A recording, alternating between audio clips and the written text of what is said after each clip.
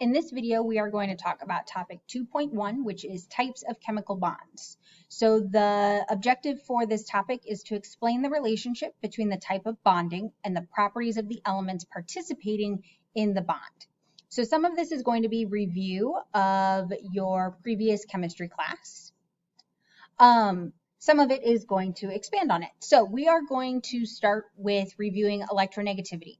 So the type of bond is determined by the difference in electronegativity for the two atoms. So remember, electronegativity reflects how much a nucleus pulls on the electrons in a bond, which is Coulomb's law. So the more pull a nucleus has, either from the electrons being closer or from having more protons and being more positively charged, it's going to pull more on those electrons.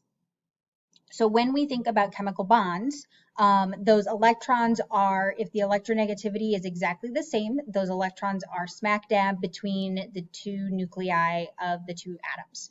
If one has more pull than the other, then the electrons are going to shift one way or another. And how much those electrons shift is what determines what type of bond we have. So we can think of this on a scale. So this is figure 8.9 from your textbook for this class.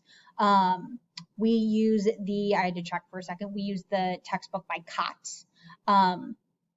So this is figure 8.9. You can find it in your book if you want to look at a little bit more detail. So when the difference in electronegativity is 0 or very, very small, so that means they're pulling pretty much equally.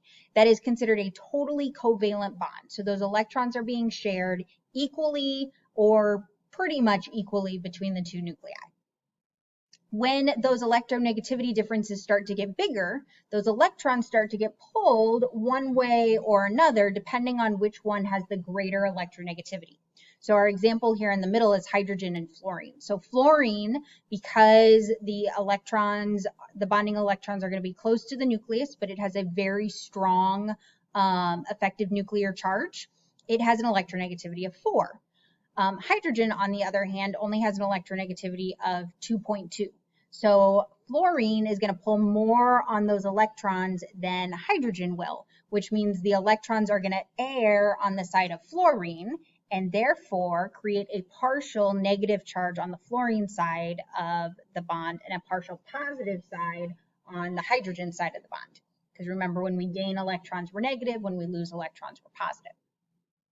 So as that electronegativity difference gets bigger, those electrons are going to be pulled more to one side than the other. So we go from equal sharing, which is totally covalent, polar covalent, which is where they're unequally shared, and then we shift to ionic, which is where we get a really big electronegativity difference.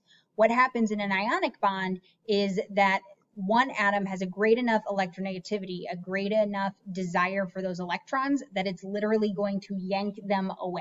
So in this case, our example is lithium and fluorine. So fluorine's electronegativity is 4, lithium's is only 1. So that's a big electronegativity difference. Remember, it's only on a scale from 0 to 4.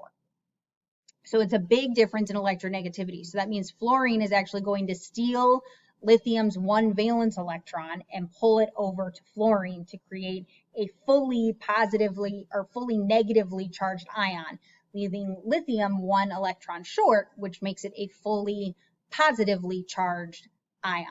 So if you notice on the picture above, we're going to shift back to the middle, to hydrogen and fluorine. In the middle, it looks kind of like an S, but the bottom part loops up. That's actually a lowercase symbol for delta, which just means partial. So that's where, as we get a bigger difference in electronegativity, it's gaining those partial negative and partial positive charges without being completely negative and positive ions, because they're still bonding. It's still a covalent bond. It's just not an equal polar covalent, or it's not an equal covalent bond. Therefore, it's polar. So you will want to be aware of some general electronegativity values. You can do this somewhat by trends. So knowing that as you move from left to right across your periodic table, your bonding electrons are staying in the same shell. Therefore, the distance is going to be roughly the same, but you're gaining protons. So you're going to have a greater electron affinity as you move across. As you move down your not electron affinity, electronegativity is going to increase. As you move down, you're adding layers onto your energy levels, so your electronegativity is going to decrease as you move down the periodic table. These are numbers that won't always be given to you. They're not on your periodic table and they're not in your equation sheet. So they're ones that you should be somewhat familiar with in terms of being able to recognize what are likely to form polar and what are likely to form nonpolar covalent bonds.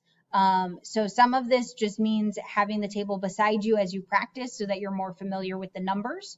There are some that maybe if there's some of the kind of common ones in the first two rows, maybe have, I hate to say have them memorized, but you should have a pretty good gut instinct of whether a bond is going to be polar or nonpolar based on the electronegativities.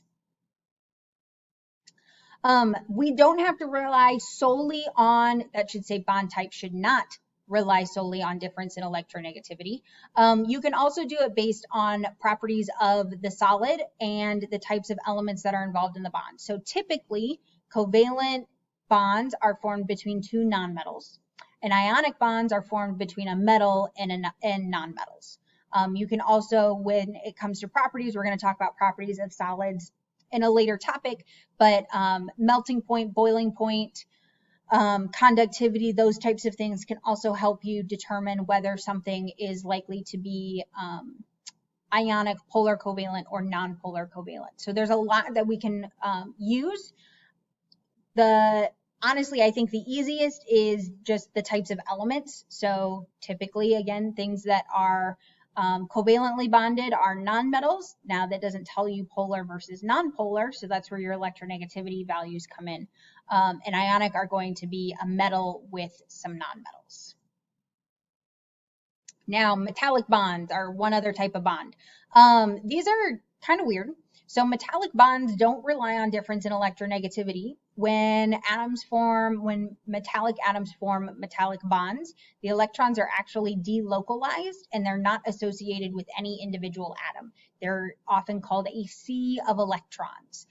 So what happens is you have a collection of metal nuclei and they basically contribute all of their valence electrons, and those electrons are moved between all of them and shared between all of the atoms in this constantly swirling sea of electrons. That's what gives a lot of metallic solids and alloys some of their distinctive properties, which we are going to talk about also in a later topic. But when it comes to bonding, just know that they are a sea of electrons. There's no sharing, there's no transferring.